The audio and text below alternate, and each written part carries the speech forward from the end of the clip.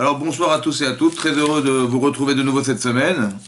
Hein, on va démarrer sur la paracha de la semaine, comme ça vous aurez peut-être quelque chose à dire Shabbat. Hein, on se fait plaisir.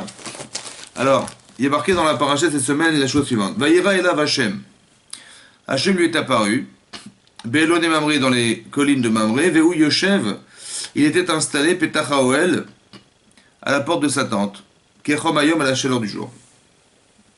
Alors ce qui est bizarre déjà, hein, c'est qu'on ne sait pas de qui il s'agit. Il n'y a pas de nom.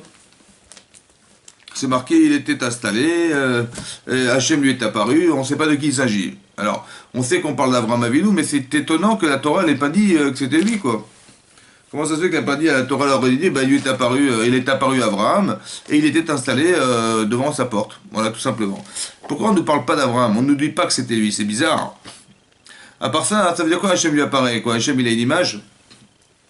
Hein? Est-ce que Hachem il apparaît quelque part? Est-ce qu'on peut dire d'Hachem qu'il est visible? Vaïra est là, il lui est apparu. Il était installé devant sa porte de sa tente. Alors, en fait, je pense que Rashi relève la question en disant hein, qu'il est venu Hachem, il est venu rendre visite aux malades. Alors, bien sûr qu'Hachem il est apparu à personne, d'accord? Seulement le fait que on apprend d'ici que c'est bien d'aller rendre visite aux malades. D'accord, quand Hachem il est venu rendre visite aux malades, et Rachid expliquait, et c'était le troisième jour de la Mila, donc c'était un jour douloureux, parce qu'on sait que c'était un jour douloureux, d'où on sait que c'était douloureux le troisième jour, parce que il est marqué clairement dans la Torah hein, que quand Shimon et Lévi, après que Dina a été abusée par Shren ben Hamor, ils sont partis massacrer la ville. Ils ont demandé aux habitants de cet endroit de faire la Mila. Et après que 3 jours se sont passés, dit la Torah, ils étaient complètement handicapés, impossible de se bouger. Et donc c'est là qu'ils sont venus et qu'ils ont pris leur sœur, ils ont détruit la ville. C'est qu'il n'y a personne qui pouvait se battre contre eux, c'était impossible de se battre parce qu'ils ne pouvaient pas bouger. Donc c'est important qu'on souligne ici une chose importante, d'accord ? Et donc, ils ont besoin, comment vous dire? Et donc, c'est pour ça qu'ils étaient handicapés. Donc là, on apprend que le troisième jour, c'est un jour douloureux. Et la Torah nous dit qu'Hachem, il est venu donc voir Abraham, il lui a dit, ou Véchal Bishlomo. Il est venu demander comment vas-tu? Bon, c'est vrai qu'Hachem, il nous téléphone tous les jours, c'est vrai, hein. Et il nous demande, ça va, comment vas-tu? Et là, on voit qu'il est venu voir Abraham, il a demandé comment vas-tu? C'est bizarre, non? Qu'est-ce que ça veut dire? Quand vous allez voir un malade, à quoi ça sert? Ça sert à faire que la personne qui est malade, elle se sente soulagée parce qu'on pense à elle. Et ça lui donne envie de sortir de l'hôpital, envie de sortir de sa maladie. Donc l'objectif final de la raison pour laquelle on va voir des gens malades, ouais, c'est pour essayer de les soulager. C'est ça la mitzvah. La mitzvah hein, qui nous incombe d'aller voir des gens fatigués, malades, c'est de les soulager d'une douleur, ou bien de leur dire, écoute, tu vas t'en sortir, de les encourager à se soigner, à se sortir d'une situation. C'est possible, ça reste entre nous, hein. Mais c'est possible que quand on n'est pas bien, et on se dit, tiens, je vais aller voir un docteur, tiens, je vais prendre des médicaments, c'est possible qu'Hachem, il est venu nous voir pour nous dire comment vas-tu. Et c'est ça qui nous encourage à nous soigner. C'est comme si on était venu nous rendre visite, et que, grâce à ça, on a eu envie de se soigner. Et c'est ça peut-être l'explication que Hachem, il est venu voir Abraham. En fait, il n'est pas venu seulement voir Abraham, il est venu voir tous les gens qui sont concernés par la maladie. Comme aujourd'hui, par exemple, il y a des chazéchom, des gens qui sont très malades et qui ont le coronavirus et qui ils espèrent qu'une seule chose, c'est de s'en sortir. Le fait qu'ils veuillent envie de s'en sortir et pas dire c'est comme ça, Mektoub, c'est qu'en fait Hachem il est passé par là, il est passé en allant leur rendre visite, il leur a dit comment tu te sens. Et ce plaisir-là qu'on a de se sentir concerné par quelqu'un qui vient nous soulager, ça nous donne envie de nous soigner. Et ça nous donne envie de sortir de là, ça nous donne envie de retrouver nos proches. Et ce sentiment-là, c'est que Hachem, il est venu nous rendre visite. Ensuite, qu'est-ce qui va se passer? Hachem, il a envoyé une chaleur torride. Que ça dit la Torah? Pourquoi?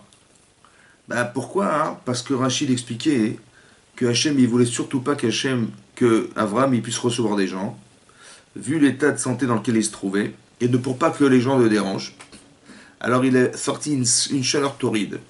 Yatsa Chama Minartika. Ça veut dire qu'il est sorti une chaleur exceptionnelle, bédou, comme si le soleil était sorti de son enveloppe. D'accord? Parce qu'on sait qu'il y a la couche d'ozone autour de la Terre qui va filtrer 45% de la chaleur du soleil. Et là, pour que Avram il puisse pas être dérangé par les gens qui devaient sortir et qui devaient recevoir, parce qu'il faisait l'hospitalité, vu l'état dans lequel il se trouvait, très, très fatigué, très affaibli, alors Hachem il dit non, laisse tomber, on va sortir un soleil torride et personne ne viendra te déranger. C'est-à-dire qu'Hachem n'a rien trouvé d'autre que de faire un miracle, quoi. Hein, il ne pouvait pas faire autrement, d'aller faire un match de foot, d'aller faire les courses, j'en sais rien, moi, les gens étaient occupés. Non, non, non, il a sorti un soleil torride. Pourquoi il a sorti un soleil torride? Pourquoi il a fait un miracle aussi énorme que toute la région était sous le soleil, mais torride, ouais, exceptionnel, alors qu'il aurait pu faire autrement? Non, c'est bizarre, quoi. Comment ça se traduit, ça? À part ça, c'est pas très gentil, quoi, parce qu'Abraham, il était déjà faible, très malade. Bah, il était affaibli parce qu'il a fait la Mila, ça fait le troisième jour. Et Hachem, il lui a envoyé la chaleur, quoi. Ça veut dire que, je sais pas, est-ce que nous, on aurait fait une chose pareille? Non, alors pourquoi Hachem, il a fait ça? Pourquoi Hachem, il a fait qu'il faisait très très chaud ce jour-là? Ça paraît pas très cohérent. Comment quelqu'un qui est un vieillard, qui a fait la bride mila lui-même, qui a fait ce sacrifice personnel pour Hachem, et Hachem, non seulement il l'empêche de faire la mitzvah qu'il avait envie de faire, de faire l'hospitalité, mais en plus il lui envoie une chaleur torride. C'est incroyable, comment c'est possible ça? Comment ça se traduit ça? Quand on voit un truc pareil, à part ça, mettez-vous à la place d'Abraham Abidou. Vous avez envie de recevoir des gens, d'accord? Vous êtes devant la tente en espérant recevoir des gens, malgré la douleur. Et Hachem il vous envoie la chaleur exceptionnelle. Et vous voyez dans la rue, il n'y a personne. Voilà. Il n'y a personne dehors. Vous avez envie de recevoir, il n'y a personne dans la rue. Comment vous ressentez ça? Ben, vous vous dites, si vous croyez en Dieu, vous dites, ben, Hachem, mes bisotes, il n'en veut pas. Hein. C'est frustrant quand même de savoir qu'Hachem, il sait pertinemment qu'Avram, il veut recevoir des gens. Et quand bien même, Hachem, il lui envoie une chaleur torride pour l'empêcher de faire des misotes. C'est quand même incroyable. C'est-à-dire qu'il y a un chef comme qui me disait tes misotes, tu te les gardes, quoi. Non, c'est frustrant. On aurait tellement aimé que les choses se fassent et on voit l'inverse. Il est vrai le raisonnement, il est vrai. Le sentiment, il est vrai, a priori. Mais est-ce qu'il est vraiment vrai? C'est ça le problème. C'est-à-dire que finalement, on peut penser des choses qui sont logiques, mais c'est pas parce qu'elles sont logiques qu'elles sont justes. C'est pas parce que tu vois que les choses elles se refusent à toi que Hachem il est pas content de toi. Ce que nous dit Rashi, c'est ce que pense Hachem. Hachem, il a fait exprès que les gens ne sortent pas de chez eux pour ne pas déranger Abraham. Ça veut dire que dans des situations pareilles, ça veut dire qu'on apprend de là une chose très importante. Que Hachem, il a dit je t'exemple de la mitzvah pour peu que tu te soignes. Ça veut dire que de se soigner d'une maladie, c'est plus important pour Akadosh Baruch Hu que d'aller faire des mitzvot. Puisque on voit bien qu'Hachem, il a sorti un miracle. Pourquoi il a fait un miracle en fait? Parce qu'Abraham, il est tellement têtu que rien ne pourra l'arrêter et il voulait absolument recevoir des gens. Hachem, il a peu le choix que de faire un truc incroyable pour l'empêcher de faire. Vous avez compris? C'est incroyable. C'est-à-dire qu'Hachem, il a fait un miracle à la proportionnelle de l'entêtement qu'avait Abraham de recevoir des gens. Il n'a pas eu le choix. Il est obligé d'envoyer des anges. Maintenant, qu'est-ce qui va se passer? Après qu'il ait vu Hachem, qu'il a eu de la peine, parce qu'il voulait absolument recevoir des gens, alors il a envoyé des anges. Qui avaient des apparences humaines. C'est-à-dire que quand Abraham il a vu les gens arriver, il était tout content, et il a cru que c'était des gens qui étaient de passage. En fait, c'était pas du tout des gens de passage, c'était des anges qu'Hachem a envoyés qui avaient des apparences humaines. Maintenant, comment c'est possible qu'il ait fait ça? Ben, je sais pas, mettez-vous à la place d'Hachem 2 secondes. Ça va? Maintenant, vous voyez qu'Hachem, vous êtes Dieu, c'est vous Dieu, d'accord? Vous voyez qu'Hachem, qu'Abraham est souffrant, il a fait la bride mila il y a 3 jours, il est carrément handicapé, il peut même pas bouger. Et qu'est-ce que vous dites? Le pauvre, il va pas quand même faire un Artasatochim de recevoir des personnes. Alors qu'est-ce que vous faites? Vous dites, bon, ouais, je vais envoyer le soleil, d'accord? Je vais lui faire une chaleur torride, tellement il fait chaud dehors que les gens ils osent même pas sortir. Tellement il fait chaud. Et après il dit, bon, maintenant qu'il a eu de la peine, bon, le pauvre il a de la peine, il veut recevoir, bon, bah, écoute, c'est pas grave, je vais lui envoyer des anges. Je vais lui envoyer des anges. Je dis, mais c'est ça qu'il fallait faire? Mais non. Puisque tu as mis la chaleur pour éviter de déranger Abraham, parce qu'Abraham il était souffrant. Donc pour éviter que les gens sortent, tu as mis la chaleur. Donc maintenant tu vois qu'il a tellement envie de recevoir des gens, eh ben, il fallait enlever la chaleur et faire sortir les gens de chez eux. C'est ça qu'il fallait faire, non? C'est ça que vous auriez fait vous. Mais Hachem il n'a pas fait ça, c'est bizarre. Il n'a pas fait ça, Hachem, il n'a pas fait ça. Il n'a pas retiré la chaleur pour laisser sortir les gens. Il a gardé la chaleur, il avait amené les anges.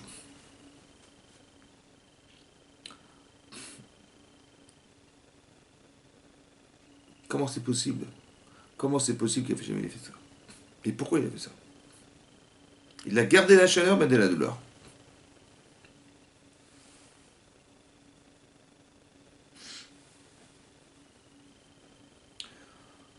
La Gemara de Rabba Metzia, elle explique que juste après, qu'est-ce qu'a fait Abraham? Il les a vus. Il a vite couru vers eux. Il a dit, écoutez, c'est simple, je vais vous donner un petit peu d'eau à boire, un peu de pain, mais juste, je vous en prie, restez chez moi. Et ils ont accepté. Et quand ils ont accepté, il a été à dire à sa femme, prépare vite des gâteaux, beaucoup de des gâteaux. Il a dit à son fils, va vite me chercher de l'eau, d'accord? Et d'aller chercher aussi trois veaux, pas trois veaux pour manger trois veaux, ils étaient trois, hein. Pour trouver trois langues, c'est-à-dire qu'il a donné qu'une seule langue par personne, il a sacrifié trois veaux pour leur apporter une seule langue. Une chacun. Je ne sais pas ce qu'il va faire du reste, hein, mais pour montrer le plaisir qu'il avait de faire plaisir aux autres. Trois veaux pour trois langues. Pas trois veaux qui pèsent chacun 100 kilos. Ça aurait suffi un seul veau. Non, non, non, non, non. Trois veaux, trois langues. Et la Gemara, elle expliquait. Et après, qu'est-ce qu'il a fait? Qu'il faisait tellement chaud, il les a mis à l'ombre d'un arbre pour les réfléchir. La Gemara, elle dit là-bas, hein, que par le mérite qu'il ait fait ces trois choses, c'est-à-dire, il leur a donné à boire, il leur a donné à manger, et il les a mis à l'ombre d'un arbre pour les rafraîchir de la chaleur. Par ce mérite-là, on a eu dans le désert, après sortie d'Égypte, on a eu la manne. On a eu le puits de Myriam, et on a eu les colonnes de nuée qui nous ont protégés, nous protéger. Bon. Vous savez quoi, hein? C'est incroyable, quoi. C'est que ce qu'a fait Abraham, ça va servir dans l'histoire.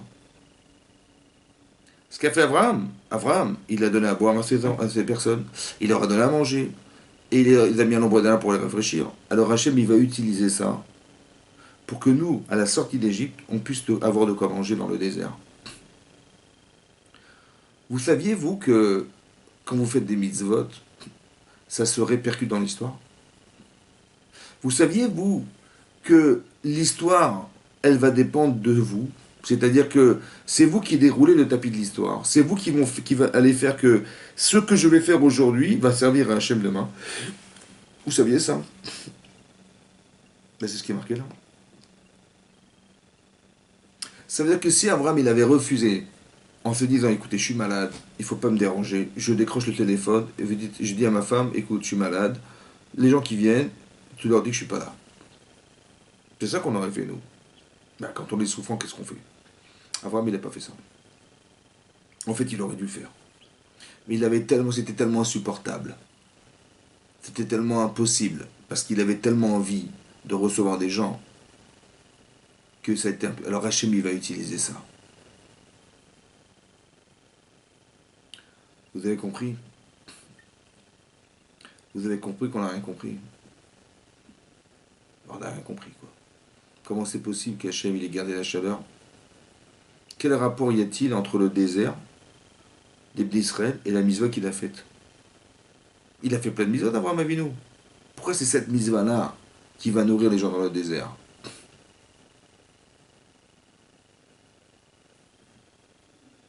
En fait, vous avez compris que Hachem, il aurait très bien pu faire autrement. Il aurait très bien pu faire que...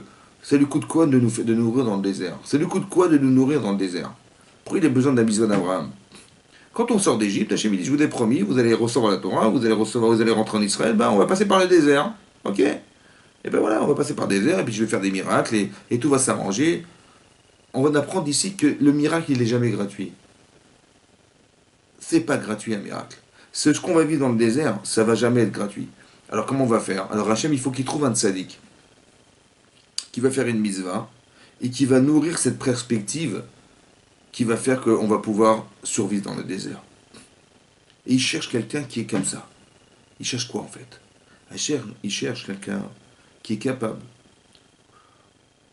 au-delà de la nature.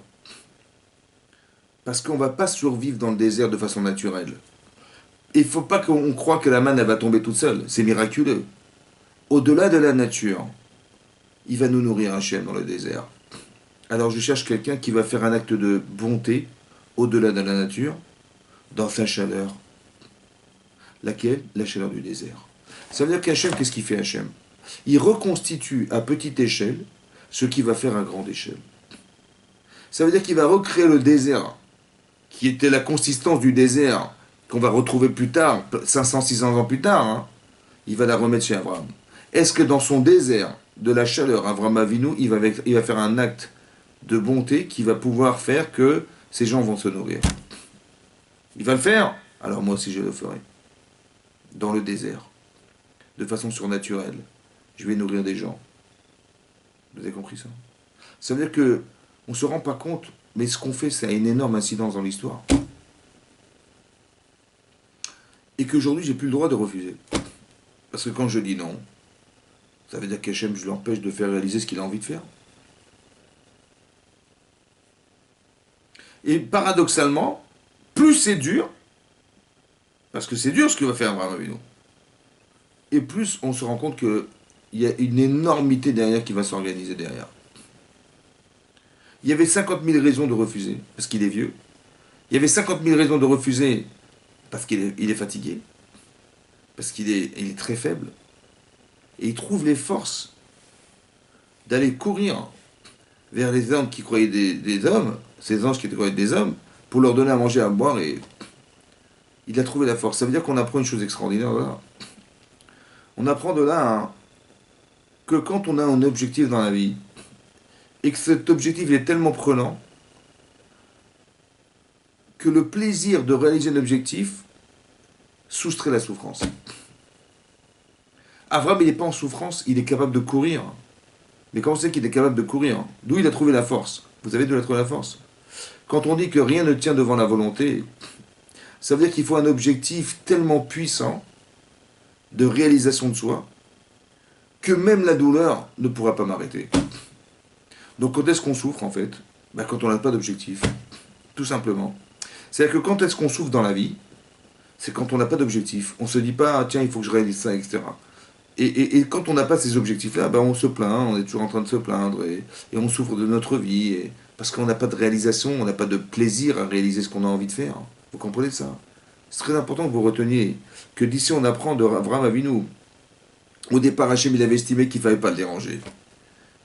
Mais quand il a vu qu'il avait tellement envie de recevoir des personnes, il avait tellement envie de faire l'hospitalité, c'est tellement plus fort que lui, plus fort que soi, que rien ne l'arrête, qu'il n'est même pas capable de souffrir de ce qu'il est en train de vivre. Pourquoi? Parce que sa volonté d'exercer sa vie, elle est plus forte que sa souffrance. C'est une leçon de morale extraordinaire, ça. Mais aussi ce qu'on apprend de là, hein, c'est qu'Hachem, il utilise ce que nous faisons. Ça veut dire que tout ce qui nous arrive n'est qu'une proposition de réaliser le futur. Hachem, il sait pertinemment qu'un jour dans l'histoire, on va passer par le désert. Mais comment on va survivre dans le désert? Humainement, c'est pas possible. On n'est pas outillé pour vivre dans le désert. Alors il faut qu'on trouve quelqu'un qui est capable dans son désert de faire vivre. Et Hachem, il nous fera vivre à la proportion de ce qu'Abraham il a réussi à faire. Est-ce que c'est clair ça? Mais on est tous des petits Abraham Avinu. Ben oui, parce qu'on a tous notre vie. Ça veut dire que c'est possible que tous les privilèges que vous avez aujourd'hui, ils sont nés des sacrifices que vos parents ils ont fait, vos arrière-grands-parents ils ont fait pour que la vie soit plus simple. Que ce qu'on voit aujourd'hui n'est que le résultat de ce que les autres ont réussi à faire. Mais nous aussi, on a le devoir de faire que nos enfants et nos petits-enfants ils puissent vivre aussi. Et ils puissent vivre dans un confort. Si aujourd'hui vous êtes capable d'écouter le cours de Torah, c'est possible que vos grands-parents ou vos parents, ils se sont donnés pour la Torah. Et c'est ce qui vous donne ce privilège aujourd'hui de pouvoir le vivre. Un peu plus profond, écoutez bien. Là, il s'est marqué dans la paracha qu'Abraham il a donné à manger des anges. Pourquoi des anges? Lui, il pensait que c'était des hommes, mais pourquoi Hachem lui a envoyé des anges? C'est possible que quand vous vous dépassez dans la vie, quand vous êtes au-dessus de la nature, ça veut dire que on fait des choses qui sont dans les normes, et des fois on fait des choses qui sont hors normes. C'est très possible que lorsque vous vous dépassez, la réalité n'a plus rien à voir avec ce que vous croyez. Ce que vous voyez des hommes, c'est possible que ce sont des anges. Parce que quand on sort de soi, on sort d'une réalité qui est surhumaine, c'est très très possible que la réalité n'est plus à la dimension humaine. C'est pour ça qu'Hachem il a envoyé des anges. Parce qu'on n'est plus dans l'humain. Parce que vous n'êtes plus dans l'humain. Quand vous vous dépassez, vous allez au-delà des normes. Abraham, il aurait dû penser à lui. Il est malade, comment dire, il est très fragilisé par la Brit Mila. Ça fait 3 jours, un adulte, au bout de 3 jours, il souffre. À la différence de l'enfant.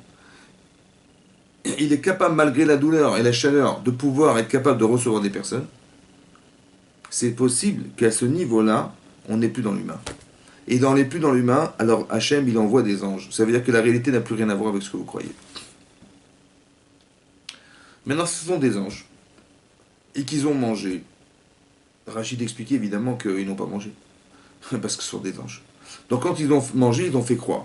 Quand ils ont bu, ils ont fait croire. Et l'ombre de l'arbre, elle les a pas rafraîchis non plus, parce qu'ils n'avaient pas besoin de se rafraîchir, c'était des anges. Donc finalement, qu'est-ce qu'a fait Abraham? C'est quoi le résultat de la mitzvah d'Abraham? Ben, le résultat de la mitzvah d'Abraham, d'avoir donné à manger, ben, ça n'a servi à rien. D'avoir donné à boire, ça n'a servi à rien. Et de les avoir mis à l'ombre d'un arbre, ben, ça n'a servi à rien. Ben oui, parce qu'ils sont ni nourris, ni rafraîchis, ni non bu. Vous allez me dire, mais Abraham, il ne savait pas, il pensait que c'était des hommes. Vous avez raison. Lui, il pensait que c'était des hommes. Mais Hachem, il savait que c'était des anges. Donc le résultat de la mitzvah d'Abraham, le résultat, il est nul. C'est comme si quelqu'un, il vient vous voir, et il est mal en point. Et il vous dit, écoutez, ça fait 3 jours que je n'ai pas mangé, ma femme est malade, mes enfants, ils sont dans la rue, est-ce que vous pouvez m'aider? Ben, je dis, ben, bien sûr. Et donc je sors 100 euros, et je lui donne. Et je sais que ces 100 euros, ils vont lui permettre d'aller manger dans la journée. Voilà, ça va l'aider à manger. Ça va l'aider à dormir dans un hôtel, peut-être, je ne sais pas. En tout cas, ce que je sais, c'est que ce que je lui ai donné, ça l'a comblé. Ça remplit un vide. Donc la mitzvah, c'est de remplir ce qui est vide. C'est de combler ce qui manque. Mais là, il n'y avait rien à combler, parce que c'est des anges. Et Hachem le savait. Donc c'est quoi le mérite d'Abraham? Il est où le mérite d'Abraham? Comme la Gemara dit que par le mérite là, on a pu manger dans le désert. Mais quel mérite, puisqu'il n'a rien fait? Au final, le résultat de son acte, il est quasiment nul. Vous avez compris? Ça veut dire, de là, on apprend un grand principe de vie. Qu'il est possible que ce que tu fais n'est pas forcément le résultat de ce que tu dois obtenir. La mitzvah, c'est pas forcément de combler ce qui manque. C'est possible que la mitzvah, c'est que tu deviennes ce que tu as fait. Et Avram, il est devenu cet homme. Malgré la douleur et malgré la chaleur, il était capable de pouvoir donner à manger à des personnes. Il est devenu cet homme. C'est possible que le résultat de ce que tu fais n'est pas fonction de ce que tu vas faire, mais de ce que tu deviens. Et donc, ça veut dire autrement dit, que les Bnei Israël ne sont pas nourris d'Hachem parce qu'il a eu un S. Ils se sont nourris de ce qu'Abraham il a réussi à devenir. Et nous qui descendons d'Abraham, ben c'est normal qu'on soit les héritiers d'Abraham, donc c'est normal qu'on descende d'Abraham, donc c'est normal qu'on puisse vivre ce qu'Abraham a réussi à devenir. Exactement comme si vous avez un pommier dehors et on vous dit qu'il a 200 ans et celui qui l'a planté, il est déjà mort depuis longtemps et son fils, il est aussi mort depuis longtemps et le petit-fils, il vous dit, bah, ça fait des années qu'on récolte des pommes et ces pommes-là, on les a comptabilisées, il y en a pour environ 200 000 tonnes. D'accord? Elles sont où les pommes? Ben, les pommes, elles sont dans le pépin. Tout est concentré dans un pépin. Vous avez compris? Ça veut dire que tout est concentré dans un seul homme. C'était Abraham Avinu. C'est qui les fruits de cet arbre? Ben, c'est nous. Ça veut dire que ce que vous vivez aujourd'hui, c'est possible que c'est l'origine de ce qui a été l'origine, qui était Abraham Avinu. C'est lui le pépin. Est-ce que vous comprenez que tout ce que vous faites, ça vous incombe, c'est sûr, mais vous devenez les personnes que vous avez réalisées à travers des actes. Mais comme vous portez vos enfants et vos descendants en vous, eh bien, ils vont jouir de ce que vous êtes devenus, parce que c'est eux qui vont être les conséquences fondamentales de ce que vous êtes. Ça veut dire que les Israéliens dans le désert, ils se sont nourris de quoi? Ben, de ce que Abraham il a fait de lui. Donc c'est normal qu'on puisse vivre des miracles pareils. Et ce que vous faites n'est pas forcément lié à ce que vous allez organiser autour de vous, mais c'est possible que tout soit un cinéma autour de nous, vous comprenez? C'est ça que ça veut dire. C'est-à-dire qu'autour de nous, il y a des anges. Mais peu importe, parce que ce que vous faites, Hachem, il aurait dû le faire lui-même. Pourquoi vous êtes obligé de vous le faire vous-même? Ce qu'Hachem, il dit, il fait du chesed, mais fais-le toi, Hachem, le chesed. Les gens ont besoin de manger, ben donne-leur à manger, toi. Pourquoi c'est toi qui dois le faire? Parce qu'Hachem, il veut que tu deviennes quelqu'un qui soit pas capable de pouvoir faire du chesed, de la bonté. Tu deviennes cet homme, mais ça ne peut pas s'exercer autrement qu'en le faisant. Et ce que tu vas faire, non seulement va lui servir, mais en plus de ça, tu vas devenir cette personne. Et tes enfants, ils jouiront de ce que tu es devenu. Abraham, il a donné à manger à combien de personnes? 3. Il y avait combien de personnes dans le désert? 3 millions. Il a donné à boire à combien de personnes? 3. Mais combien d'eau il a donné? Il y a marqué dans le texte Me'at Maim, un peu d'eau. Et ils ont bu combien de milliers de tonnes d'eau pendant 40 ans dans le désert? Vous comprenez? C'est pas proportionnel, c'est bizarre quand même. Nous, on a un principe dans la Torah, Hachem, il nous juge et il nous respecte, Mida keneged Mida. Mesure pour mesure. T'as donné à 3 personnes, bah 3 personnes. T'as un peu d'eau, un peu d'eau. Bah non. 3 personnes, 3 millions. Quelques minutes, 40 ans. Comment ça se fait que c'est pas proportionnel? Comment ça se fait que ce que tu fais, dans ce cadre-là, n'est pas proportionnel? Et de réduire est trop proportionnel. C'est une rigueur absolue. Vous avez compris la Emouna, ce que ça veut dire la Emouna? Quand tu raisonnes de façon logique, tu dis, ben, j'ai fait 3, j'ai 3. J'ai fait un effort pour 3, j'ai 3. En vérité, c'est pas comme ça. Ce qu'a fait Abraham, avec les efforts qu'il a fournis, ça aurait pu nourrir des millions de personnes. Parce que d'être capable, malgré la douleur et la chaleur, d'être investi autant que ça, la volonté qu'il a mis à l'intérieur, elle aurait pu nourrir des millions de personnes. Alors Hachem, il ne regarde pas ce que tu fais, parce que tu as vu ces 3. Non. Combien d'efforts tu as fournis? Et c'est la proportionnalité de l'effort, et de l'investissement, et de l'amour, et du désir que tu as mis dedans, qui Hachem il regarde. C'est ça qui regarde, c'est ça qui conserve. Et c'est ça qui va lui permettre de nourrir 3 millions de personnes dans le désert. Combien? Pas 3 heures. 3 ans, 40 ans. 40 ans. Mais ça, c'est pourquoi tu fais ça? Parce que tu l'as fait pour lui.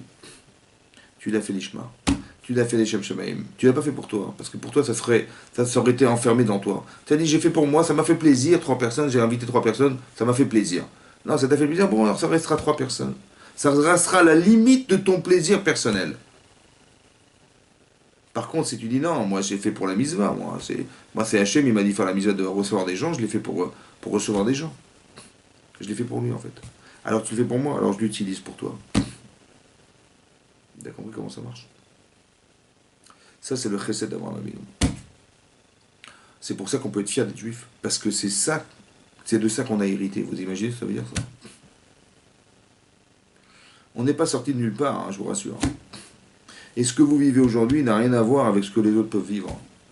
Parce que tous les privilèges qu'on a, en fait, ils ont été entérinés par nos ancêtres. Et nous aussi, on peut dire que nos descendants, hein, ils pourront jouir de ce que nous sommes parce qu'on a fait des efforts. Parce qu'on s'est investi, parce qu'on a fait les mitzvot, parce qu'on a aidé Hachem, entre guillemets, à faire que l'avenir sera ce qu'il a prévu de soi. C'est ça d'être un sadique. Un rachat, c'est celui qui pense à lui. Un mécréant, c'est un type qui pense qu'à lui. Mais un tzaddik, il est là au service de quelque chose. Alors si simplement pour être au service d'Hachem. Comme si Hachem, il me téléphonait, il me dit, je t'en prie, fais-le pour moi.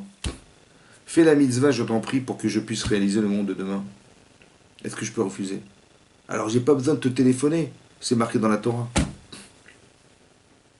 C'est marqué dans la Torah qu'il faut faire telle mitzvah. Ben fais-le. Mais tu crois que tu le fais pour toi? Non, tu le fais pour lui. Tu le fais pour lui, mais il n'a pas besoin. Je ne le fais pas pour lui.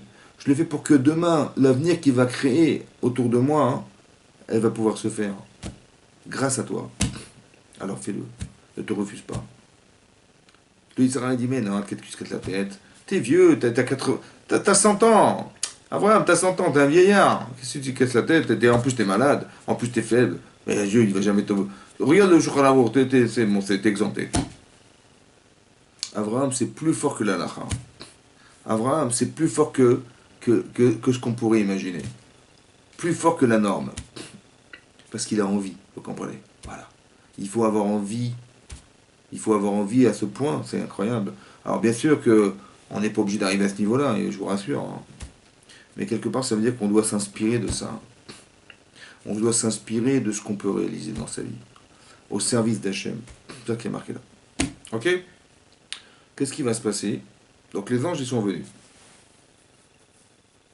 Et ils lui ont annoncé trois choses. Ils lui ont dit, voilà, il y a un ange qui est venu lui dire, on va détruire la ville de Sédom. Catastrophe. Il y en a un qui a dit qu'il est venu soigner Abraham Avinu. Et il y en a un qui lui est venu lui annoncer que l'année prochaine, sa femme aurait un enfant. Il a 100 ans, 90 ans sa femme. Ils ont 10 ans de différence. Vous imaginez une femme qui entend ça? Une femme de 90 ans, elle apprend que l'année prochaine, elle aura un petit bébé.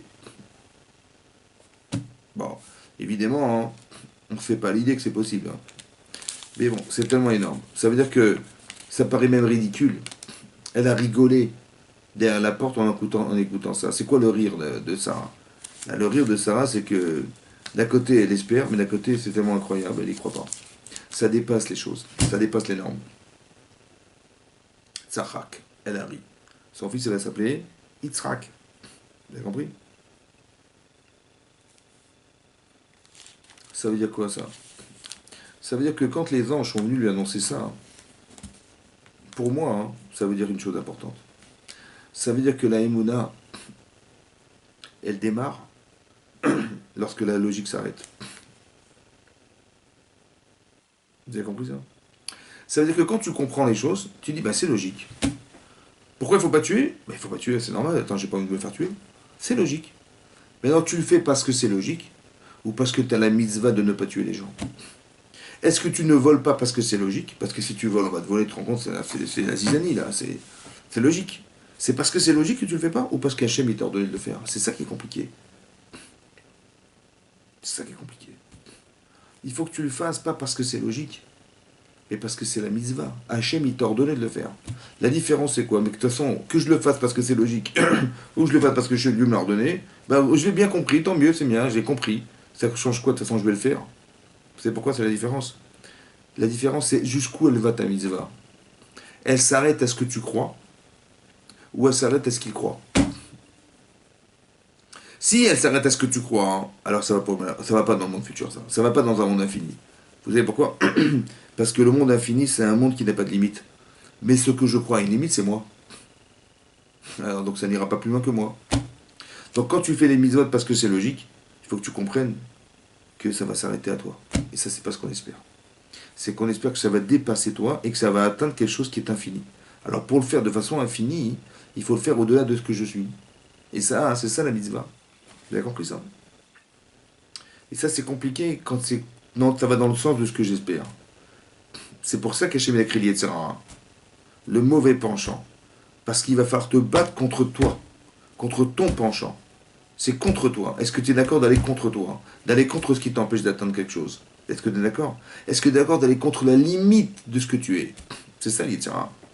Le mauvais penchant, c'est ce que j'ai pas envie. Par exemple, on te dit, le matin, il faut venir à la prière. T'as envie d'y aller ou pas? Ben, à quelle heure? Mais comment ça, à quelle heure? C'est pour la mitzvah. Mais à quelle heure? Dis-moi à quelle heure j'y vais. Mais tu comprends pas, mais pourquoi tu me demandes à quelle heure? Mais c'est pour la mitzvah. Ah, mais pourquoi tu me demandes à quelle heure? Parce que c'est dur. Parce qu'il faut te lever, parce qu'il faut prier, parce qu'il faut se concentrer, parce qu'il faut apprendre l'hébreu, parce que je sais pas moi. C'est dur, hein? Donc si tu le fais, tu dis, ouais, mais c'est contre moi, c'est contre ce que je sais, ou contre ce que je sais pas. Ben justement, c'est là que ça démarre. Fais-le parce qu'il faut le faire. Fais-le parce que c'est nécessaire. Parce que tu vas aider Hachem. Parce que tu vas te lier à Kadosh Baruch Hu. Parce que tu vas devenir quelqu'un qui va être le partenaire d'Hachem. Ou bien qu'Hachem deviendra ton partenaire. Ça t'intéresse pas, ça? Be'emouna. Au-delà des limites. Au-delà de la conscience. Hachem, il n'a pas attendu que Sarah elle puisse avoir des enfants. Il a attendu qu'elle ne peut plus en avoir. Pourquoi? Ben parce que maintenant que tu ne peux pas en avoir, qu'est-ce qui te reste? Ben c'est plus logique. Alors c'est là que ta émouna démarre. C'est quand ça n'est plus que ça démarre. Pas quand c'est logique que ça démarre. Quand c'est logique, tu crois que c'est parce que c'est normal. Mais c'est pas normal, mon chéri. C'est pas normal que Sarah, elle a dû attendre 75 ans pour avoir des enfants. Pas normal. Et c'est quand elle peut plus en avoir, c'est là qu'Hachem intervient. Ça veut dire que quand tu es fort, Hachem, il est faible. Et quand tu es faible, c'est là qu'il devient fort. C'est paradoxal, hein.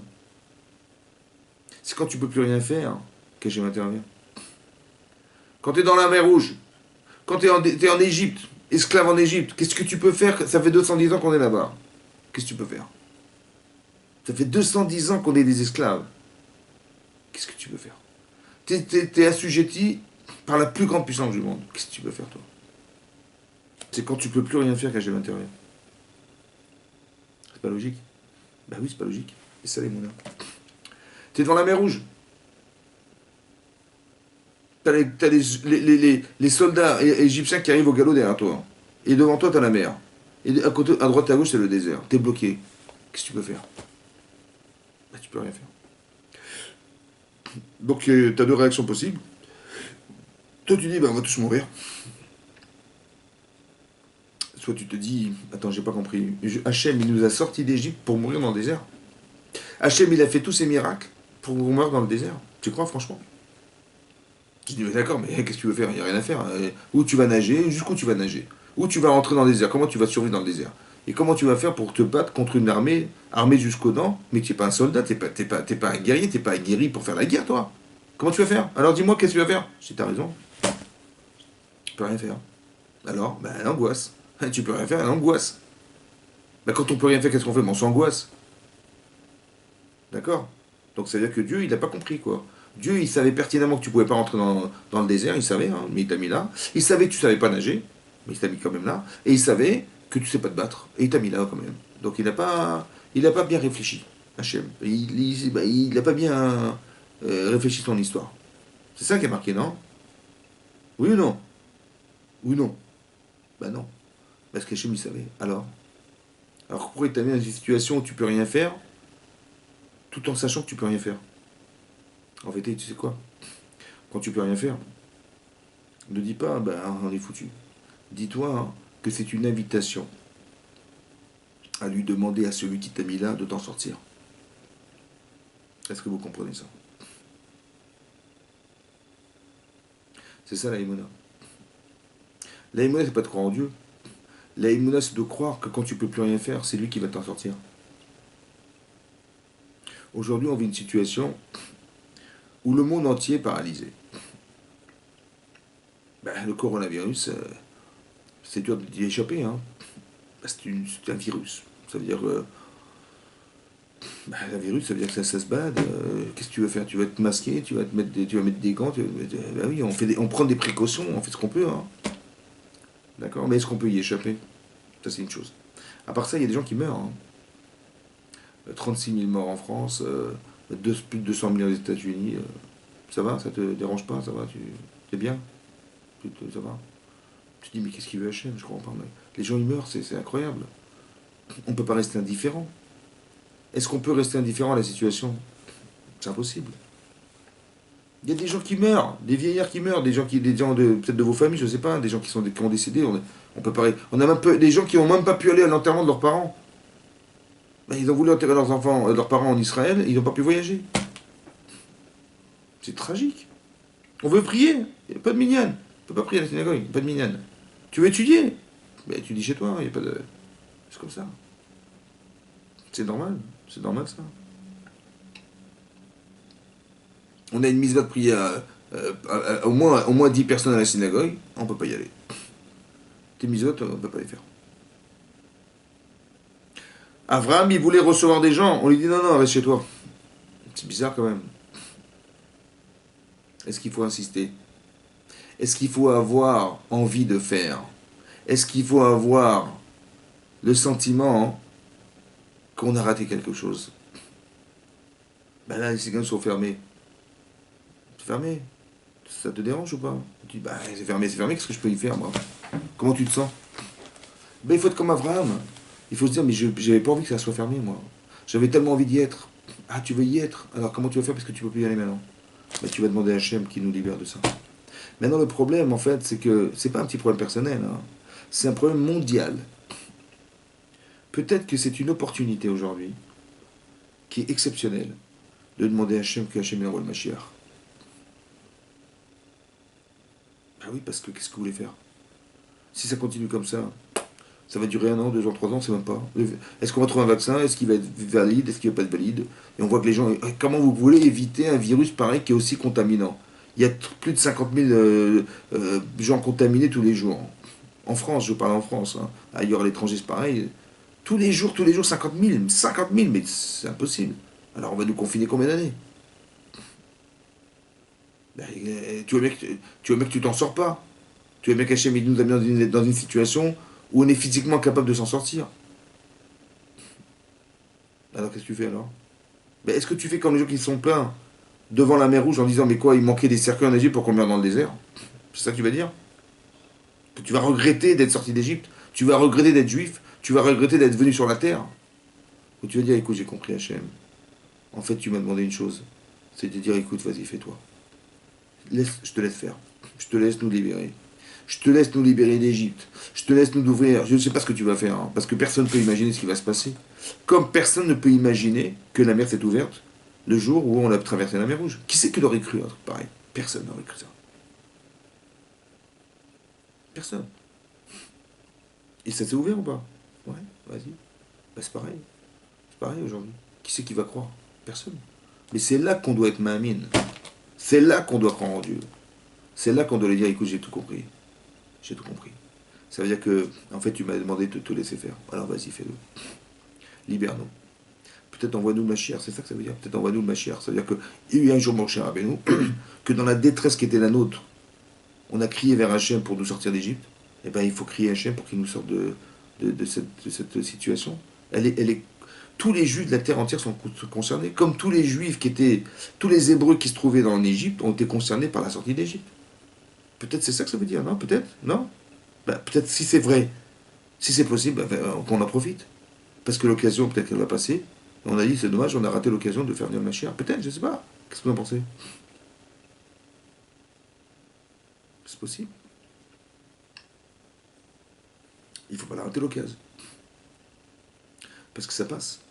Il y a plusieurs fois dans l'histoire des occasions qui ont été ratées, qu'on aurait pu se remettre en cause et de dire, mais là, l'occasion, elle est unique. Hein. C'est spécial. Là. Franchement, je ne sais pas ce que on peut faire aujourd'hui. Hein. Je ne sais pas ce qu'on peut faire.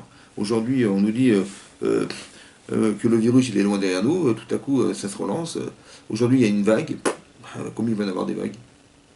Est-ce que vous arrivez à surfer sur les vagues, vous? Moi, j'arrive pas. Hein. J'ai pas de planche à voile. Hein. J'ai rien. Alors, qu'est-ce qu'on fait? Il faut peut-être lui demander d'arrêter. Il faut peut-être lui demander de nous sauver de là. D'envoyer le Mashiach. C'est peut-être ça qu'il veut Hachem. Comme Avraham Avinu, il s'est donné pour que ça puisse se faire. C'est l'occasion jamais de le faire. Ça, c'est un enseignement à tirer. La paracha. On voit que les épreuves qu'a vécu Abraham, elles l'ont construit aussi dans ce sens. La Emouna, écoutez-moi bien. C'est marqué que quand elle a rigolé Sarah, hein, elle a dit, mais comment je vais avoir des enfants? Ve Adoni Zaken. Elle a dit Adoni en hébreu, ça veut dire, elle n'a pas dit mon mari, elle a dit Adoni mon maître, mon seigneur. Regardez comment elle respectait son mari. Extraordinaire. Mais il est vieux mon mari, comment on va avoir des enfants? Et Hachem, il a été voir Abraham, il a dit, tu sais, ta femme elle a rigolé, et elle a dit qu'elle était trop vieille pour avoir des enfants. Et de là on apprend, qu'on a le droit de mentir pour faire la paix des ménages. C'est ça qui est marqué. Mais entre nous, est-ce que c'est logique? Est-ce que la fin justifie les moyens? Ça veut dire que comment tu veux qu'on fasse? Il faut bien régler l'histoire. Alors on va mentir. On va faire croire qu'elle a dit ça, comme ça il va pas se vexer Abraham avec nous. Et puis comme ça on va pouvoir faire le shalom entre les deux. Bon, je comprends pas. Hein, depuis quand on a le droit de mentir pour faire le shalom?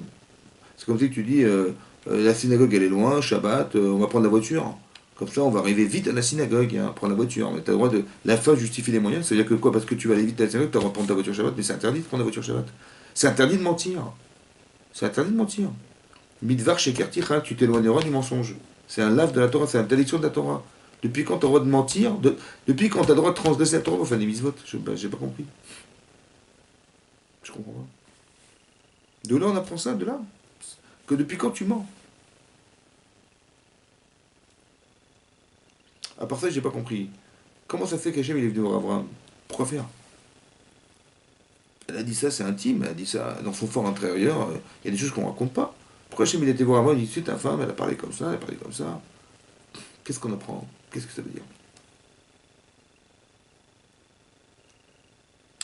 Qu'est-ce que ça va changer? En fait, si elle rigole, Sarah, c'est qu'elle n'y croit pas. Mais entre nous, si je n'y crois pas, ça va m'arriver? Ben non. Donc Hachem il dit, tu sais, ta femme elle a rigolé. C'est dommage, parce que si elle n'y croit pas, elle ne pourra pas tomber enceinte. Alors va la voir. Va lui expliquer qu'il faut qu'elle y croie. Seulement, Hachem il a dit, mais si je te dis à toi qu'elle n'y croit pas parce qu'elle a dit que tu étais trop vieux, aïe aïe aïe aïe aïe aïe, ça va pas marcher. Alors, je vais te dire, non, non, elle a dit qu'elle était trop vieille. Mais depuis quand ça marche les mensonges?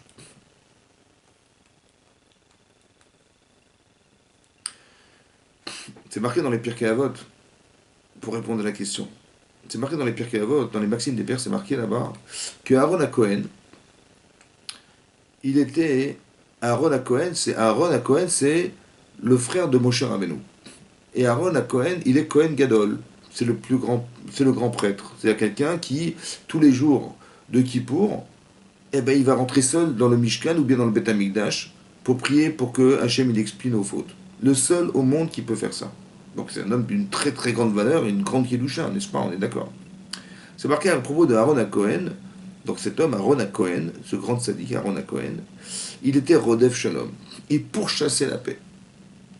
Et il aimait tellement les créatures qu'il est rapproché de la Torah. Il est rapproché à la Torah. Rodef Shalom. Il courait faire le Shalom, faire la paix des ménages, la paix des conflits. Là-bas, dans les Pirkei Avot, le Pirouche, il y a une explication du Rambam qui dit que qu'est-ce qu'il faisait Abraham Avinu, qu'est-ce qu'il faisait Aaron à Cohen, pardon. Il allait voir deux personnes qui se disputaient.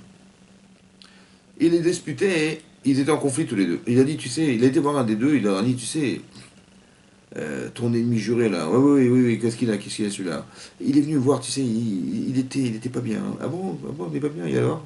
Il était effondré, tu sais quoi, il était effondré. Il dit, mais on est des amis d'enfance et on s'est disputé, machin, ça s'est envenimé, et je suis très embêté. J'ai été le voir et il veut rien savoir et on n'arrive pas à faire de shalom. Si vous pouvez, vous êtes Kohen Gadol, le Kohen Gadol, peut-être que vous pouvez intervenir et lui parler. Il dit quoi? Il est effondré, je te dis effondré. Il pleurait comme ça devant moi, il me disait, mais comment je vais faire? Je dis, ah bon, c'est ça? Ah ouais. Ah ouais, dans ces conditions, évidemment, on va faire le shalom. Ah, s'il est comme ça, on va faire le shalom. Ok. Alors que c'était faux. Hein. Bon.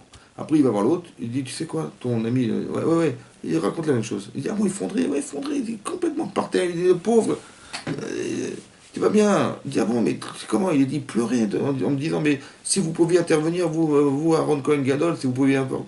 Et je suis intervenu, voilà, je te dis, la vérité, c'est comme ça. Et tout est faux, archi faux. Mais comment c'est possible qu'il ait menti comme ça? C'est comme ça qu'on fait le shalom, en mentant de la sorte, comme ça, vulgairement, aveuglément, comme ça. Ça vous paraît normal, ça? C'est ça le shalom, c'est ça le Aaron Cohen Gadol. Qu'est-ce qui est marqué là-bas? Ah, écoutez bien. Écoutez ce que je vous dis. Là-bas, c'est marqué la chose suivante. Pourquoi ils sont disputés? À cause de qui ils sont disputés? À cause de... à cause du Yetzirah, quoi. C'est-à-dire que il m'a frustré, il m'a humilié, il m'a je sais pas quoi. Et je peux plus le voir, c'est terminé. Et je peux plus le voir, c'est terminé. Bon. Je lui dis donc ça veut dire que le Yetzirah il a gagné, quoi. C'est-à-dire que entre ta frustration personnelle et le fait de te couper des autres, eh ben t'as choisi la frustration personnelle. Chazakobalour. Donc le Yetzirah il t'a bien roulé, quoi. Bon. Alors vous savez ce que fait Aaron? Aaron, il va mentir, pas à la personne. Il va mentir au Yetzirara de la personne. Vous avez compris ça? C'est-à-dire que si je vais voir Abraham, je lui dis, tu sais, ta femme, elle a dit qu'elle a rigolé. Mais elle a dit parce que t'es vieux. Je dis, comment ça, je suis vieux? Moi, je suis vieux, moi. Ah bah tiens, tu vas voir ce qui va se passer. Donc, en fait, je vais animer le Yetzirara. Ça va? Donc, qu'est-ce que je vais faire? Pour ne pas l'allumer, le Yetzirara, Je vais lui dire qu'elle a dit qu'elle est vieille. Donc j'ai menti, en fait, pour contourner l'Yetzer Arafat. Vous comprenez ça? Qu'en vérité, dans chaque personne, il y a du Yetzer Hara. C'est pour ça qu'on s'est disputé, je vous rassure. Hein. Donc qu'est-ce que je vais faire? Je ne vais pas dire directement à la personne la vérité. Parce que ça, elle ne l'acceptera jamais. Je vais mentir pour contourner l'Yetzer et l'amener à penser. Comme si dans la personne, il y avait deux personnes. Vous voyez maintenant, il y a deux personnes. Il y a celle du Yetzeratov et celle du Yetzerara. Mais t'es qui, toi? T'es celle du Yetzeratov ou Yetzerara? Si t'es celle du Yetzerara, on va être obligé de te mentir pour le contourner, pour t'amener à la vérité. Je vais te dire, tu sais, ta femme, elle a dit qu'elle était vieille. Je dis, ah d'accord, bah, je vais lui parler, alors d'accord, je vais lui parler. Et en lui parlant, tu vas la rassurer, elle va avoir des enfants. Mais si tu lui dis la vérité en lui disant, mais ta femme, elle a dit que t'es vieux. Je dis, pardon? Si elle dit que j'ai vu, bah, qu'elle se débrouille. Hein. Je vais me vexer. Pour contourner l'Yetzer, on ment. C'est ça qui est marqué là-bas. C'est pas Chas Veshalom qu'on aura de mentir dans n'importe quelle situation, c'est faux ça. C'est qu'on a menti pour retrouver les choses, ça veut dire qu'on a menti au Yetzer, pas à la personne. Au sentiment que l'Yetzer il est animé chez lui pour l'empêcher de faire la paix. Vous avez compris? C'est ça qui est marqué là-bas. C'est ça qui est marqué là-bas. C'est très important dans la vie ça.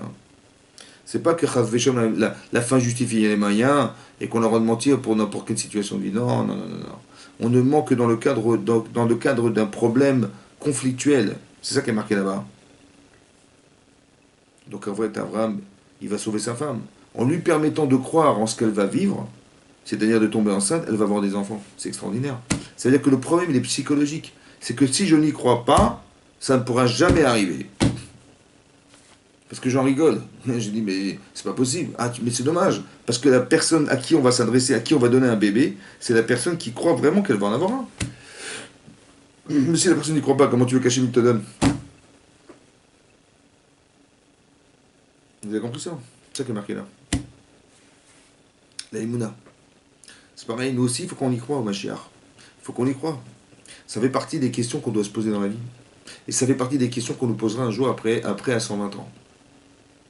On va nous demander, est-ce que tu as fixé un temps d'étude dans ta vie? Ça, c'est une question. Est-ce que tu as été nocé, est-ce que tu as été fidèle dans ton travail? Est-ce que tu as été honnête dans ce que tu as fait? C'est une question qu'on va nous poser aussi. Et la troisième question, c'est est-ce que tu as inspiré le Mashiach? Comme ça, la Gemara dans Sanhedrin a dit d'abord. Dans le Shabbat aussi. D'accord? Ça veut dire qu'on doit espérer. Mais si tu n'espères pas, comment tu veux cacher, mais t'envoies quoi que ce soit? Tu n'aspires à rien du tout. Tu peux rêver, tu n'auras rien. C'est pareil. On nous crée des situations de vie compliquées. Et tellement compliquées qu'on n'a pas de solution. Et sache une chose, que quand tu n'as pas de solution, tu as deux façons de réagir. Soit tu te dis, on est foutu, ça y est, c'est terminé. Mais si tu dis ça, c'est qu'Hachem, il n'est pas là. Ou tu dis, mais s'il est là, comment c'est possible? Ça veut dire qu'Hachem, il attend que tu lui demandes de t'en sortir. Vous avez compris? La solution, on ne la connaît pas. C'est que lui qui la connaît. J'aurais jamais cru que Hachem, il allait ouvrir la mer Rouge. J'aurais jamais imaginé un truc. Qui va croire un truc pareil? Un phénomène aussi extraordinaire, personne n'aurait cru. Personne! Ça s'est passé ou pas? C'est pareil. Apprends de la Torah. Que ça ne dépend pas de toi. Quand ça dépend de toi, il faut le faire. Et quand ça ne dépend pas de toi, ne dis pas, ben, on ne peut plus rien faire. Et comment on va faire? Et comment on va faire? Comment on va faire? Non. Quand tu ne peux plus rien faire, c'est qu'Hachem, il va s'en occuper. Parce que tu ne peux plus rien faire. Et tu vas t'angoisser, tu vas te ronger le ventre. Qu'est-ce que tu vas faire? Tu ne peux plus rien faire. Les gens, ils sont malades, ils disent, comment on va faire? On va faire. Ben, si tu ne peux rien faire, qu'est-ce que tu veux faire? Ben, donc tu dis, Hachem, je suis surpris, j'ai compris. Bon, j'ai compris que je peux avoir affaire qu'à toi. Il n'y a que toi qui peux me sauver. Ben, vas-y, fais-le. C'est bon, si on n'y croit pas, ça marche pas. Il faut y croire, c'est ça le problème. C'est pareil, il faut que Sarah elle croit qu'elle va tomber enceinte. Si elle n'y croit pas, ça ne marchera pas. Ça c'est une chose. On voit qu'Abraham, sa qualité essentielle, c'est le chesed. C'est la bonté. Il donne sa vie pour les autres. Qu'est-ce qui va se passer? Un des gens, je lui ai dit, tu sais quoi, on est venu aussi pour détruire Sédom. Il dit, pardon? On est venu détruire la ville de Sédom. Sédom, c'est cinq villes en fait. Sédom, c'était la plus importante. Il y avait 5 villes qui devaient être détruites. Pourquoi? Parce que Chataim Nachem Meod, c'est des très très grands fauteurs. C'est quoi des fauteurs? C'est que quand, vous savez qu'à Sédom, on n'a pas le droit de pratiquer l'hospitalité. Celui qui pratique l'hospitalité, il est condamné à mort. C'est comme ça. Hein. On n'a pas le droit, c'est interdit. On n'a pas le droit de rendre service. Si tu rends service, on te tue. Incroyable. Et Abraham, il dit, mais il commence à parler durement avec Hachem. Il vient, il dit, mais j'ai pas compris. Quand tu vas détruire le tzaddik et le rachat, Et on dira que le tzaddik, le rachat, ça veut dire moins sauver les tzaddikim. Ok. Après, il dit, mais bon, s'il y a déjà des tzaddikim, peut-être par le mérite des tzaddikim, tu vas sauver la ville. Voilà ce qu'il dit. Et qu'est-ce qu'on dira si tu détruis la ville? On dira, c'est toi, le chauffet d'Arès, c'est toi le juge de la terre. Hein? Khalila lecha. Khalila, c'est quoi Khalila? Chol. C'est désacralisant pour toi de faire une chose pareille. Vous voyez comment il parle dur à Hachem. C'est incroyable comment il peut prier comme ça, Abraham. Ça veut dire qu'on passe d'une extrême à l'autre. Autant Abraham, il est un gentil, mais Jonathan, il est superbe. Il fait plaisir à tout le monde. Et là, il est dur. Il est dur avec Hachem. Il dit, c'est quoi Et Hachem dit, je vais quand même pas lui cacher, je vais détruire cet endroit. Mais lui, il parle de façon violente. Mais comme si Hachem, il allait se tromper, vous comprenez? Il dit, mais je comprends pas, mais Hachem, il va jamais... Il dit, mais comment tu vas confondre le tzaddik et le rachat? Et qu'on dira que tu sais pas juger? Je n'ai pas compris, mais c'est quoi cette audace, là? C'est quoi cette prière-là? Puis il a dit peut-être il y a 50 tzadikim. Pourquoi 50? Parce qu'il y avait 5 villes. 10 par ville. Il dit, s'il y a 50, je pardonne. Après, il dit, peut-être il y en a 45. Ça veut dire 9 par ville plus toi, Hachem, ça fait 10. 9 fois 5, 45. Il dit, tiens, c'est 9, je pardonne. Après, il dit, peut-être il y a 40. Ça veut dire qu'on va éliminer une ville. Il y aura 10 par ville, on va éliminer une. Il dit, s'il y a 40, je pardonne. Peut-être il y a 30. On va éliminer deux villes. Ça veut dire qu'il y aura 30 personnes, 3 villes. Après, il dit peut-être 20. Après, il dit peut-être 10. Il dit, s'il y a 10, je pardonne. Il s'arrête à 10. Pourquoi il s'arrête à 10? Parce que Rachi explique que Noach, dans l'arche de Noé, ils étaient 8. Il y avait Noach et sa femme, ses 3 enfants et ses 3 brus. Ça fait 8. Et 8, ça n'a pas sauvé le monde. Hein. Donc il dit en dessous de 10, ça ne marchera pas. C'est quoi cette négociation? Quoi, tu vas parce qu'il y a 10 tzadikim, alors tu vas sauver la ville? C'est quoi ça? Il a parlé dur, Hachem. Il a parlé dur. Hein. Comment il a osé parler comme ça? C'est honteux ce qu'il a fait. On a l'impression que c'est un chilou Hachem qu'il a fait. Ça ne fait pas de parler à Hachem comme ça aussi violemment. Qu'est-ce qu'ils vont dire de toi? C'est toi le juge de la terre, tu vas détruire la terre. C'est comme ça qu'on parle. C'est marrant parce qu'Abraham, il intervient. Et Noach, il n'est pas intervenu. C'est marqué dans le Zohar, pardon, dans le Zohar, c'est marqué qu'on a appelé les eaux de Noach le déluge. Pour dire que Noach, il a eu tort de ne pas intervenir. Bon.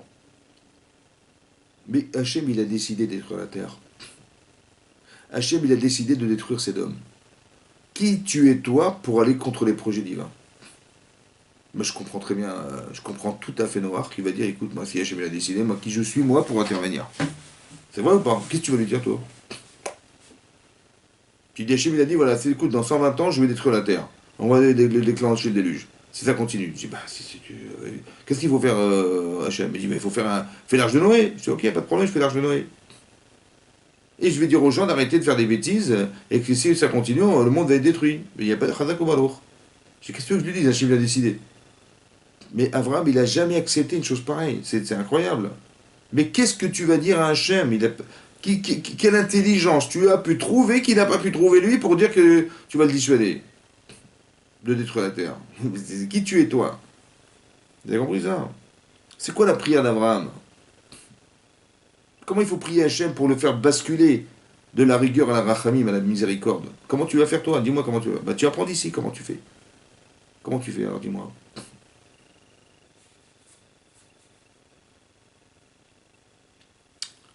Le Rav Dessler, il explique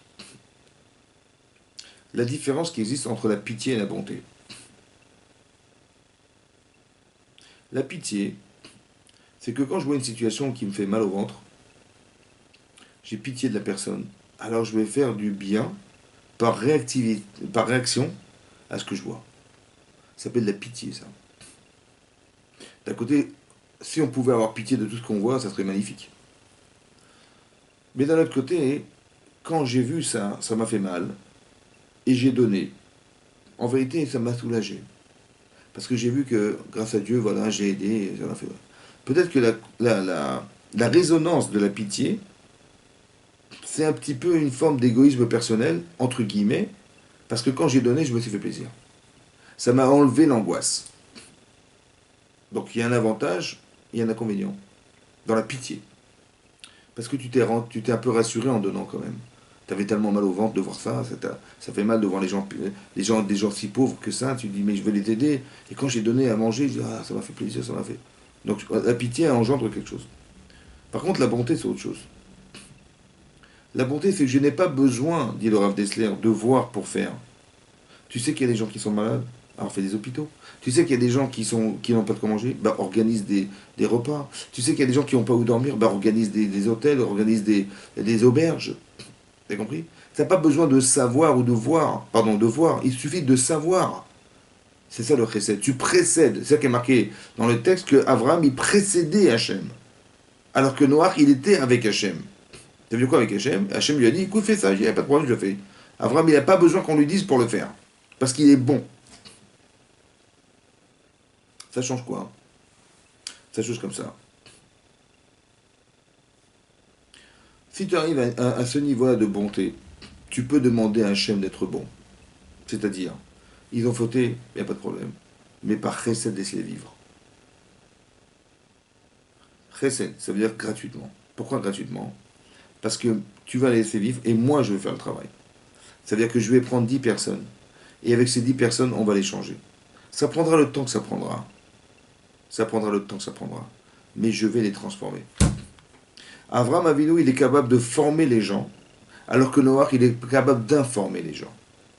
Je vais leur dire que si ça continue, ils vont mourir. Alors je les ai prévenus, je les ai informés. On t'a pas demandé d'informer les gens. On t'a demandé de les former les gens. D'accord? Alors laisse-moi 10 personnes et on va les former. D'accord? On va créer une école, on va créer... Vous avez compris? Regardez le judaïsme aujourd'hui en France ou ailleurs dans le monde. Là où il y a de la Torah, là où il y a des enseignants, ça continue. Là où il n'y a personne, c'est terminé. Vous partez en Espagne, en Italie, il n'y avait plus rien. D'accord? Pourquoi? Parce qu'il n'y avait pas de Torah qui a été enseigné, qui a été formateur de personnes. Hachem ne t'a pas demandé d'informer les gens. T'es professeur de mathématiques, t'es professeur de géographie, tu dis, ben voilà, je vais leur apprendre la leçon. Mais quel intérêt si c'est pas pour les former à comprendre à quoi sert l'histoire? T'as compris? Qu'est-ce que tu peux tirer de l'histoire? Qu'est-ce que morale tu tires de l'histoire? C'est ça qui m'intéresse, moi, c'est pas de savoir. C'est qu'est-ce que je deviens par l'histoire? Qu'est-ce que je deviens par l'information? Vous avez compris? Donc Hachem, il a dit à Abraham, il a dit à Hachem, pardon, il a dit, laisse-moi juste 10 tadikim. Par mille, c'est bon, je m'arrange. Donc ça veut dire qu'Hachem, quand il a demandé à Noach de faire l'âge de Noé, c'est pas pour leur dire de leur dire d'arrêter de faire des bêtises. Il a fait l'arche de Noé parce que si tu les changes, alors j'arrête. Vous avez compris ce qu'il a dit Hachem? Il n'a pas dit Hachem, du coup je vais les détruire. Mais bon, j'aurai une chance qu'il fasse ses choix. Non, c'est pas ça qu'il a dit. Il a dit simplement une chose claire. Si tu arrives à changer les gens, alors j'arrêterai. Ce que j'ai décidé de détruire, c'est parce que manifestement ça ne bougera pas.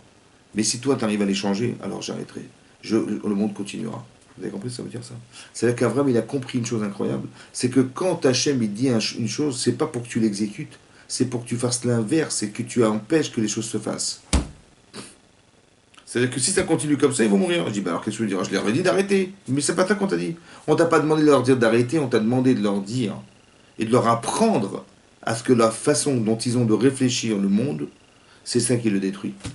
Parce que leur égoïsme profond, de croire qu'on peut se passer des autres, cette façon de penser, elle est fausse. Donc il faut que tu arrives à les former en leur faisant réfléchir et leur faisant penser qu'on ne peut pas se passer des autres. Donc quand tu empêches les gens de vivre, ben, tu détruis le monde. C'est évidemment comme ça que ça marche. Par contre, quand tu partages ta vie avec les autres, tu leur permets de vivre. Vous comprenez la différence? Former les gens. C'est-à-dire que c'est question de mental. Donc si tu changes la mentalité des gens, si tu changes leur façon de penser, leur philosophie, ben, tu changes la vie. On t'a pas demandé de leur dire de ne pas faire des choses, on t'a demandé de leur permettre de changer de façon de concevoir la vie. Ça n'a rien à voir. C'est ça qu'Hachem il a demandé à Abraham. Il dit, je vais quand même pas lui cacher. Mais là, qu'est-ce qu'on apprend là, puisque de toute façon il a détruit Sodome, à quoi ça sert? Puisque ça ne servit à rien ce qu'il a fait à Abraham. Il a prié pour rien finalement. Et souvent on se dit, mais on prie pourquoi ça? Les choses qu'on a voulu faire, ça n'a servi à rien. En vérité, je vais t'expliquer le truc. Ça a servi, ce qui est marqué dans la Torah, ça n'a pas servi à Abraham, c'est sûr, parce qu'ils sont noirs. Par contre, ça nous a servi à nous. Vous avez compris? Ça nous a servi à nous, ça veut dire que dorénavant, tu sauras que dans une vie, s'il n'y a pas de dit Talmidei Chachamim, la vie, elle ne peut pas changer. Tu sauras dorénavant. C'est grâce à qui? Grâce à Abraham. Tu sauras dorénavant qu'on peut changer des gens parce que la force d'influence que peut avoir un groupe n'a rien à voir avec quelques individus. Il faut qu'il y ait une force d'attraction. Laquelle?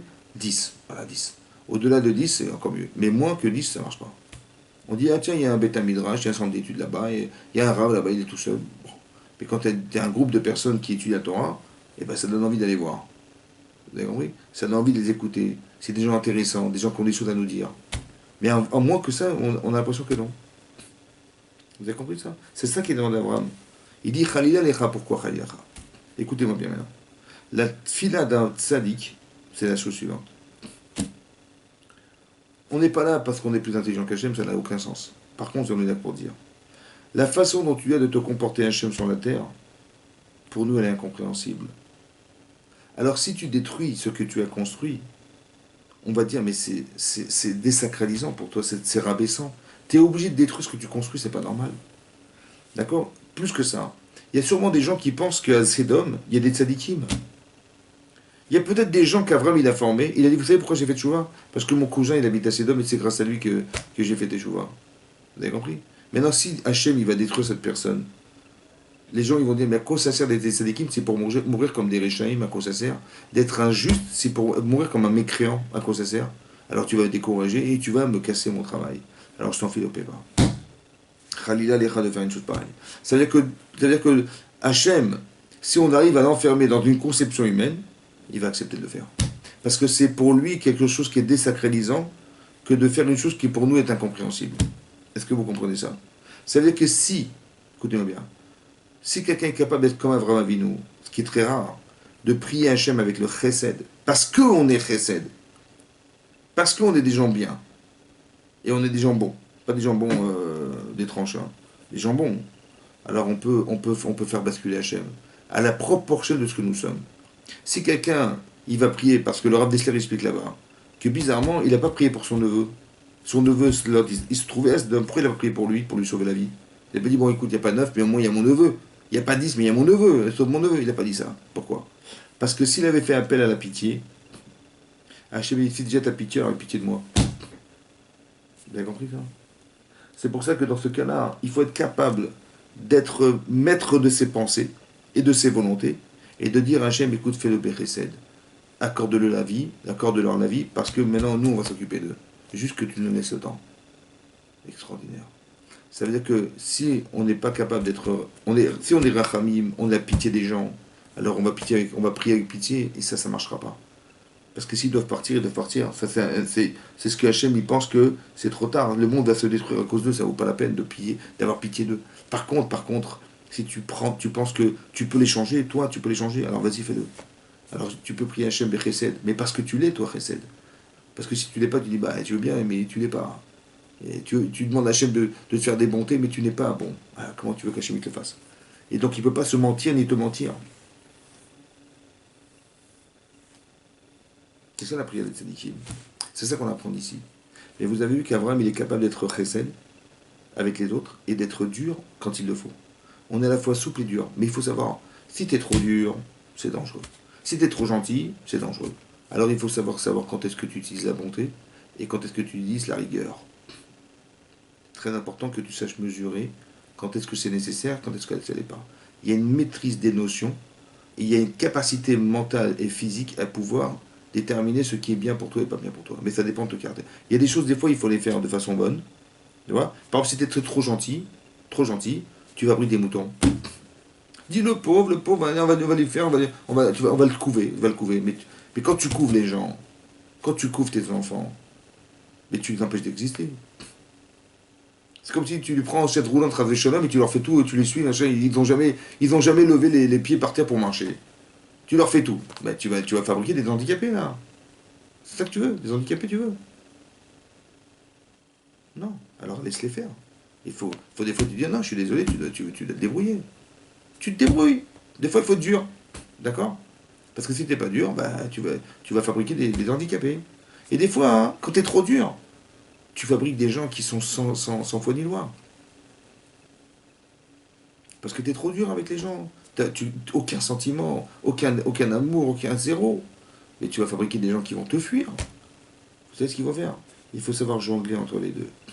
À la fois être comme Abraham Avinu qui est capable de recevoir des gens au détriment de sa vie. Et d'un autre côté, tu peux être rigoureux au point de dire à Hachem, écoute, je suis désolé, c'est pas une chose à faire. Et les deux sont vrais. Vous avez compris ça? Et ce qu'on vit aujourd'hui, c'est un peu ça.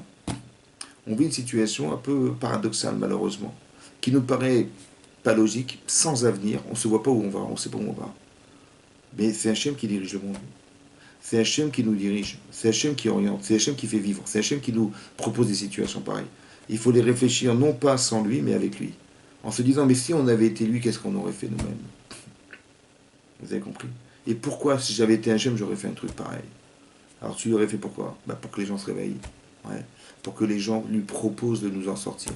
Et quand on sait que Hachem, il va nous en sortir, c'est parce qu'on a prié à Kadosh Baruch Hu qu'Hachem il a ouvert la mer. Et quand il a ouvert la mer, on a dit merci Hachem.